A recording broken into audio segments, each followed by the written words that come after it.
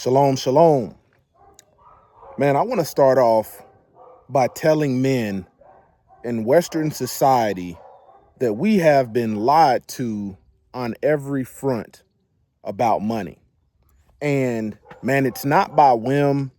This is a strategic, deliberate initiative or agenda to ensure that majority of men, and I'm talking about probably 99% of men, stay broke. And you have some men that are high earning. I'm talking about men earning 100 plus, 3,000, $500,000, a year, but still dying broke and not having any money. Let's talk about it. The Matrix is everywhere. It is all around us. Even now, in this very room, you can see it when you look out your window or when you turn on your television. You can feel it when you go to work, when you go to church, when you pay your taxes. It is the world that has been pulled over your eyes to blind you from the truth.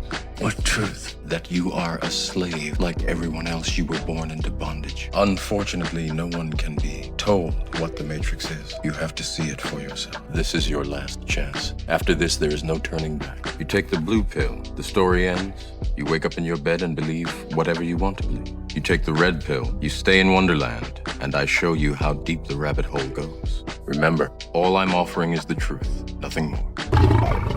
All praise to the Most High Yah Shalom. Thank you for tuning in to another Righteous Ruach Spirit-filled episode. Today I'm back at it in them trenches, handling that kingdom business.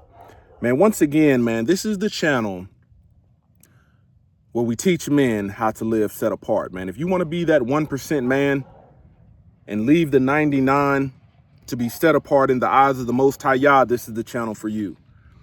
Secondly, teaching men how to live more obedient to the will of the Most High Yahweh.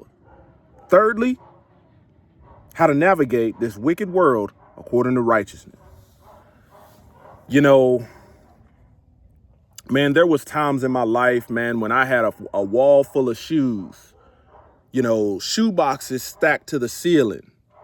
And I was like, man, I made it, man. I think back to 19, 21 years old, man, I was getting paid and using my earnings from work to not only pay my bills and things like that, but man, I was going and getting a pair of shoes or two pair of shoes. And I thought I had made it.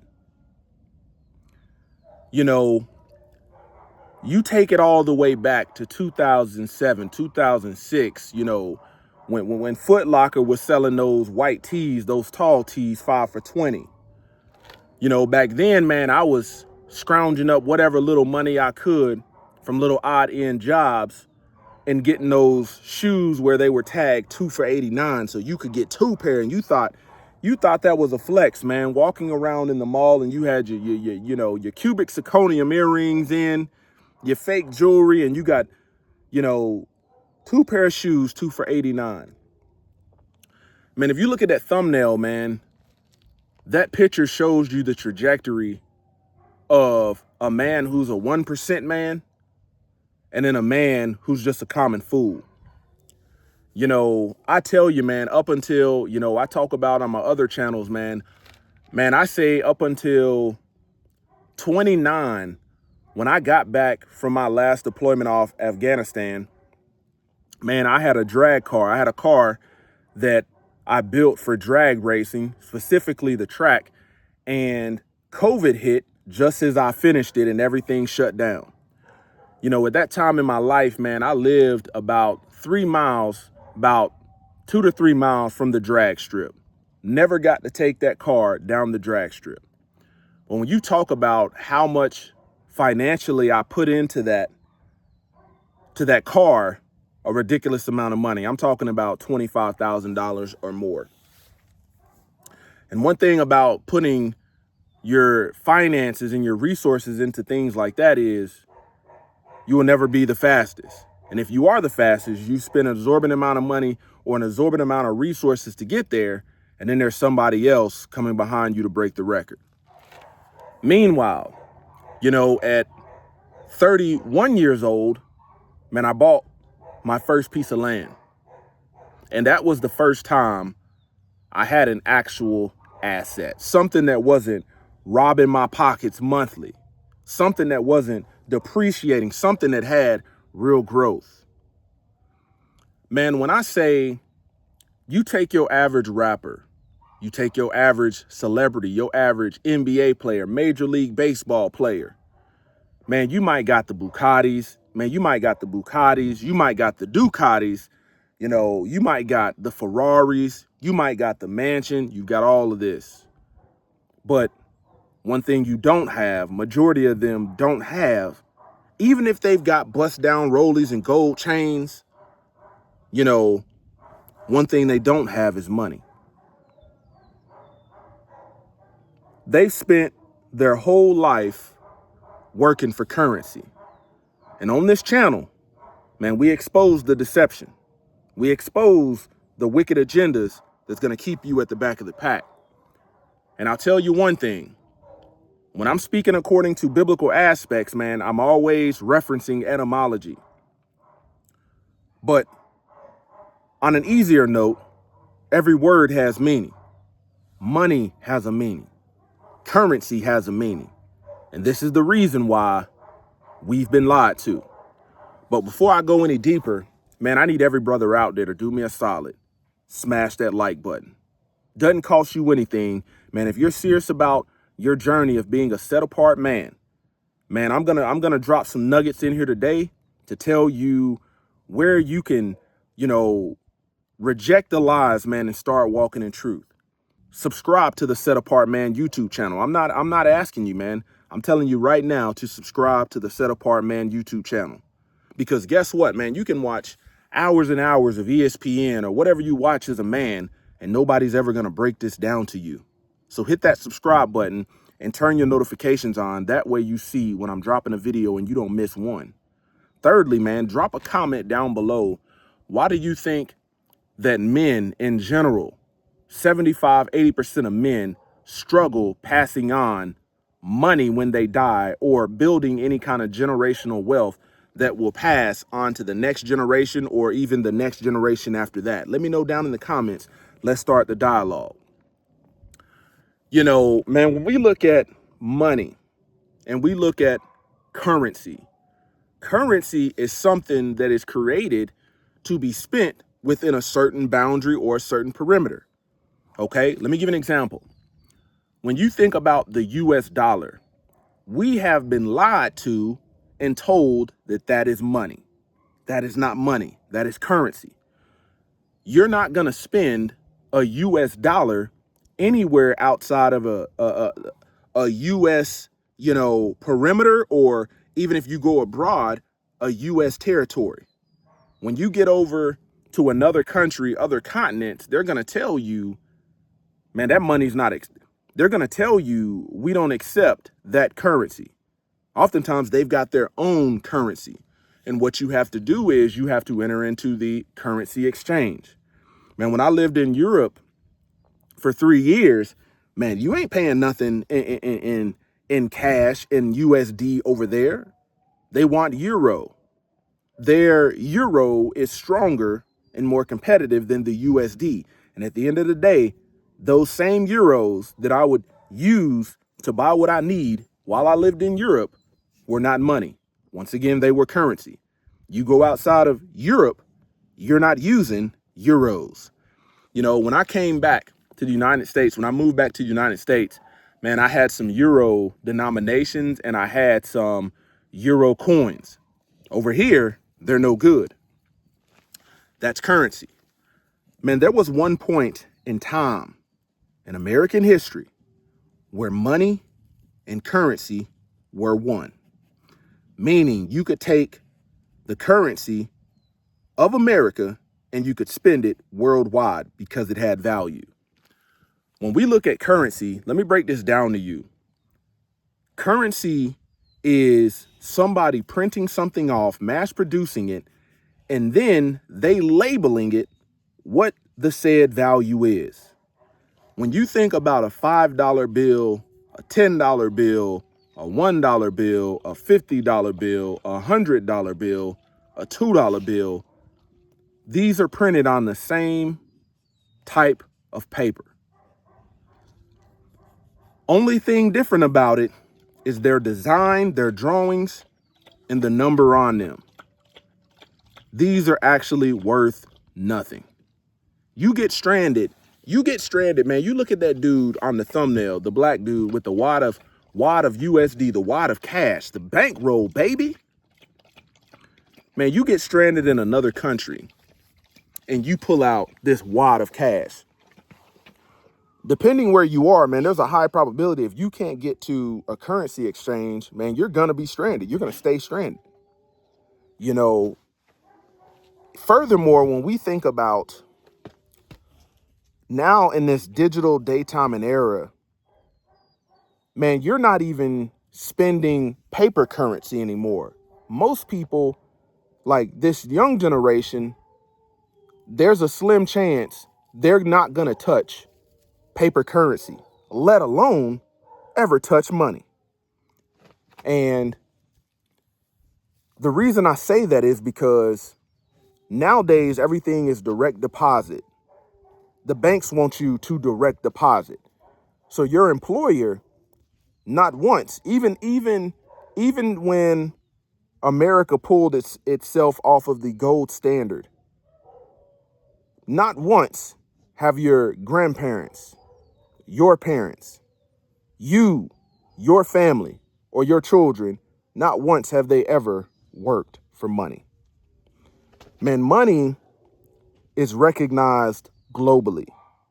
That is the boundary globally.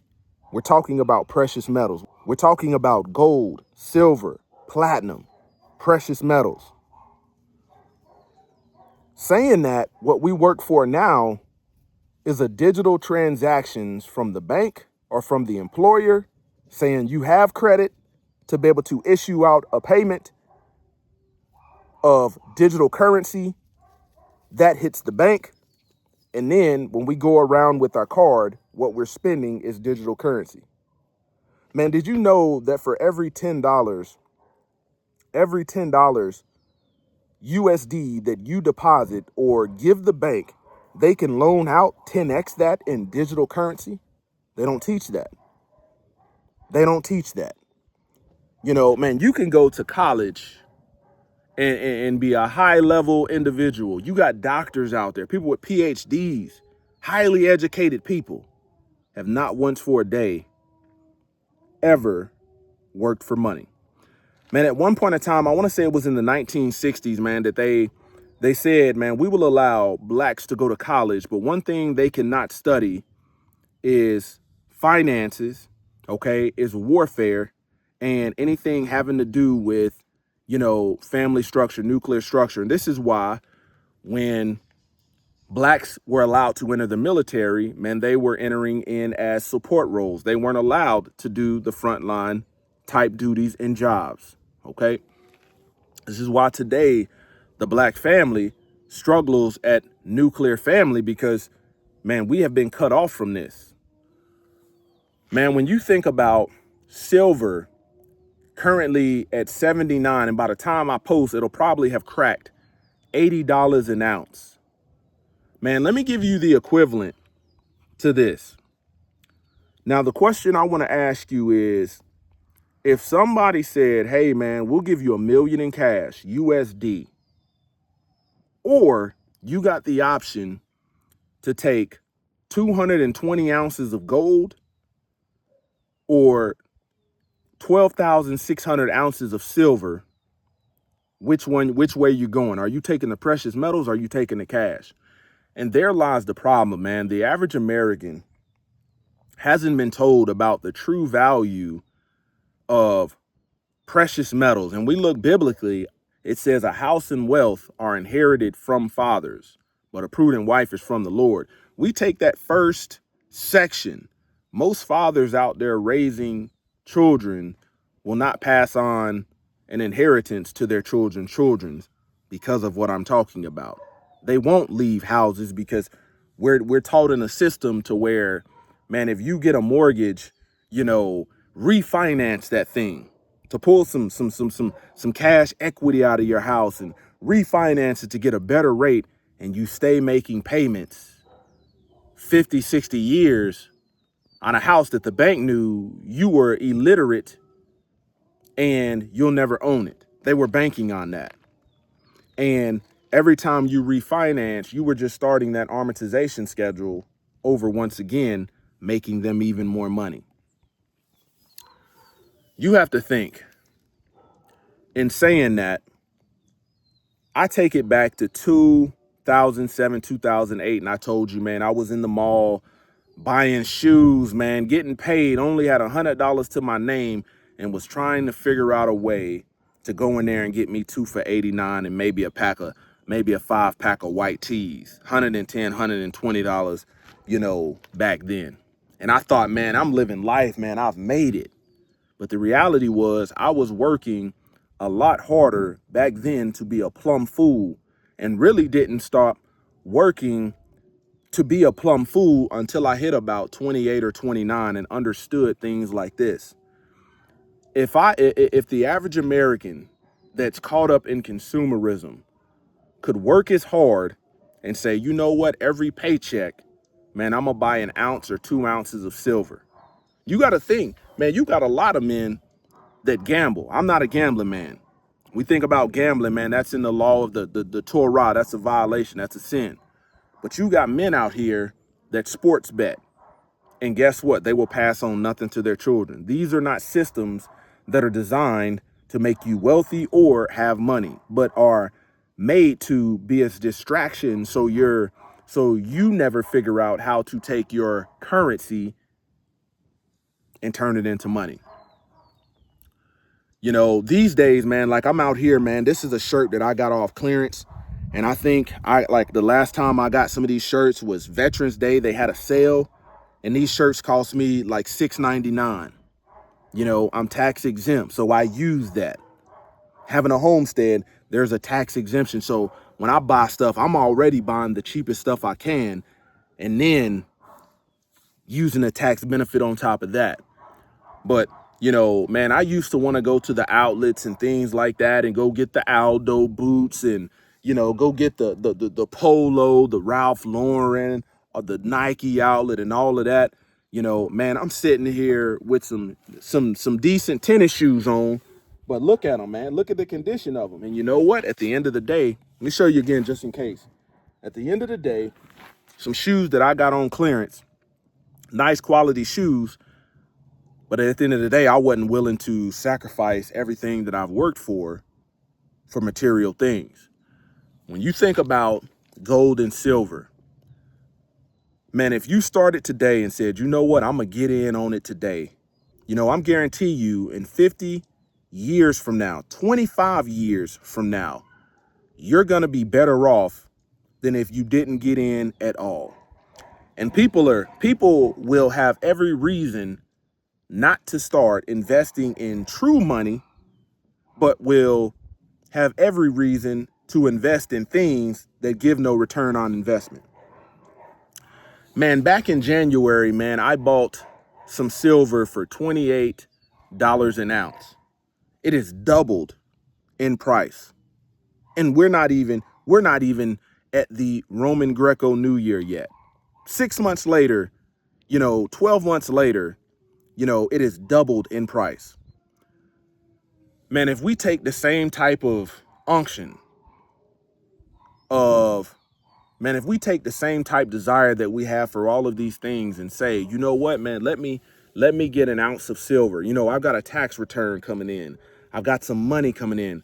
Let me not keep that in fiat currency. Let me buy some precious metals. Let me buy, an ounce of gold. Right now it's $4,600. Overnight it went up $54.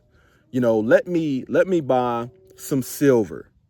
Man, one thing you have to understand is when we look on a global level, the 1% players are making serious moves that affect the 99 because they understand this concept.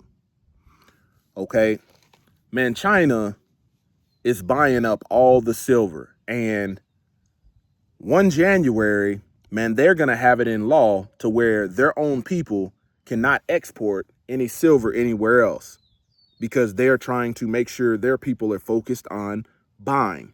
When you think at the United States government, who it owns money to.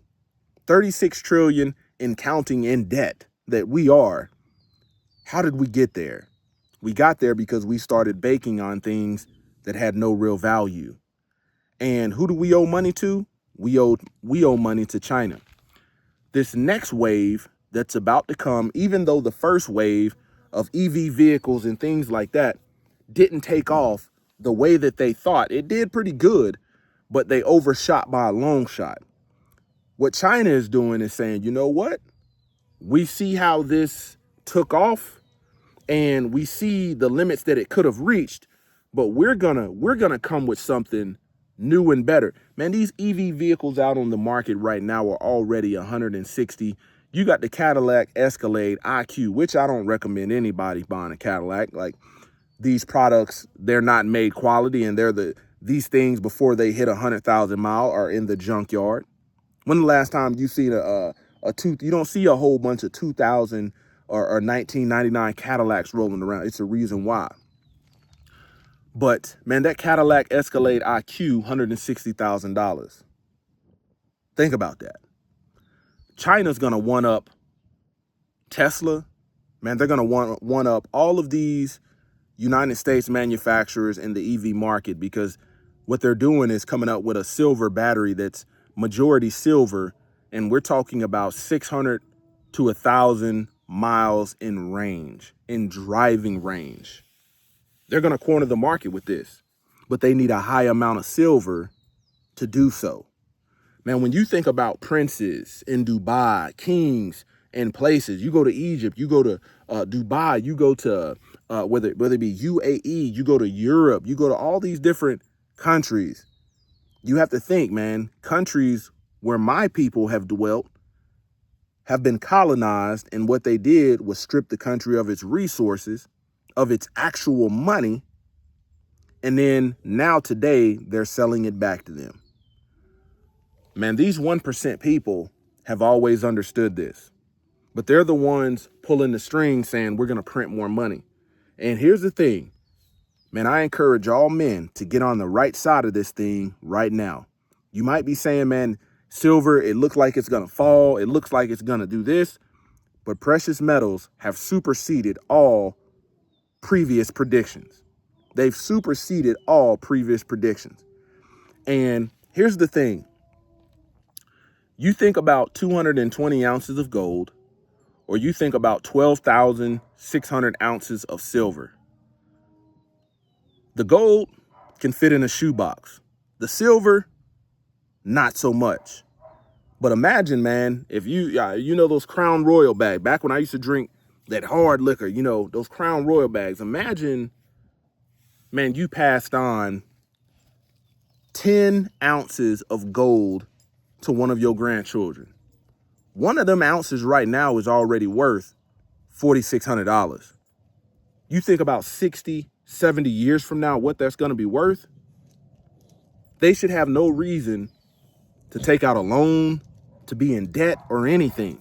They should have no reason to be a slave to the lender with this wisdom. But these are the conversations that as men we're not having. We're focused on bread and circus. We're focusing on the draft. We're focusing on who's popping their thought pocket and all running up, drooling at the mouth. We're focused on things that have no intrinsic value.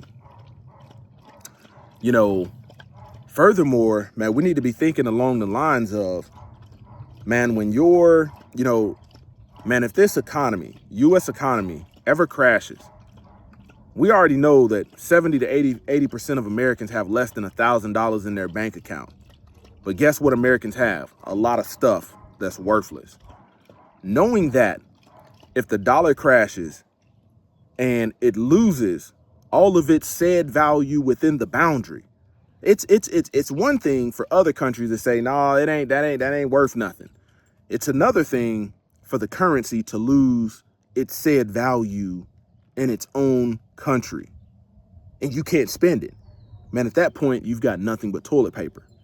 But if you figure out how to take 20%, here's the thing. If you got an investment pool, if you're somebody serious about investing, and you've been trying to get your portfolio to 20% investments, Man, if you find a way to take 15 to 20% of your yearly earnings that are by way of fiat currency, paper currency, digital currency, and transition them into precious metals, man, you're going to be light years ahead of the average American. You're going to be light years ahead. People don't know, man, that you can, say, for instance, your grandfather left you some gold, left you some silver, left you a precious metal. People don't know that you can still spend that. Just because it's not common does not mean it's not possible. Man, if I had, let me be honest with you, man, if somebody 100 years before me bought some, some gold, man, I could easily walk into a dealership and walk out with a car and get a far better deal than what anybody spending digital currency, is going to get. I can easily walk into a bank and put down some gold coins and say, hey, I could easily get with a home builder and say, hey, I'm going to pay you straight money. I'm not paying you cash. I'm paying you straight money. And here's what I'm going to do. This is how we're going to do it. As the work gets done, you'll get paid. When it's completed, you'll get the rest of the portion. You still can do that till today. Let alone, the word tells men to build you houses and plant you gardens. That's a whole nother video, man, of men learning how we are actually capable of building our own hands, but society has us focused on other things to the point where we allow people that come in this country illegally to be the primary building and laborers to build structures. Meanwhile, our government is constantly shifting back and forth. We need to kick them out. We need to kick them, all of this. We're going to talk about that in another video because the set apart man has to understand these things. But man, I want to drive home the point now that if you get into precious metals, you get into saving money now, man, you can beat the odds of what I'm saying of dying and working your whole life and having no money. You got to think, man, there's a funeral going on somewhere right now. Somebody's dying. You think about how many people statistically die every day, every hour, every week. You're talking about people that have died working very hard, but have never worked for money. So the question I leave you with, how can you save money when what you're working for is not money? Once again, this is the Set Apart Man, kicking that thing gun barrel straight. Until next time, stay set apart, stay disciplined, and stay in the word of the Most High Yahweh. Wow.